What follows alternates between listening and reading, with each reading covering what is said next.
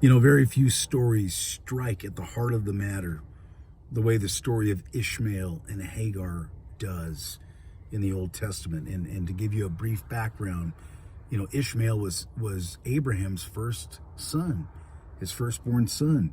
But it wasn't by his wife Sarah; it was by her handmaid, her servant. And of course, you know, Sarah and Abraham were trying to help God out with His plan, and yet, but of course, you know, God didn't need their help, but they were trying to help Him nonetheless. And what ended up happening was Abraham had this son by another woman, who, again, Sarah's maidservant, thinking that that would be God's chosen son, but it wasn't. It wasn't.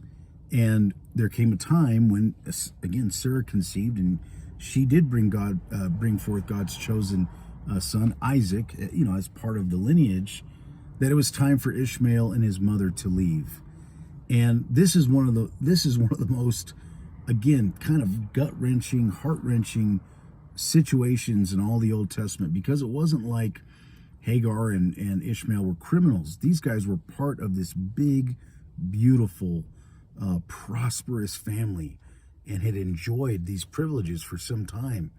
And the next day, they're sort of like banished, off to fend for themselves with obviously a limited supply of resources. And sure enough, at one point, they're out in the wilderness.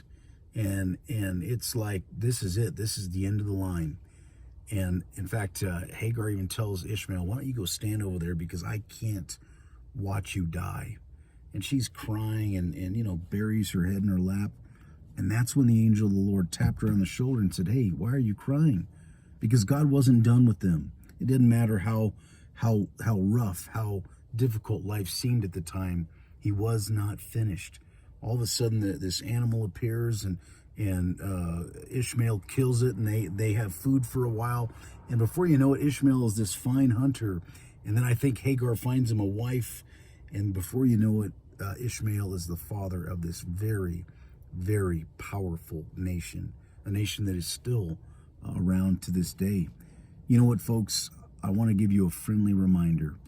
It doesn't matter how difficult, how seemingly hopeless life is. When God is not through with you, you're not through. And nothing, very few things illustrate that quite like that story.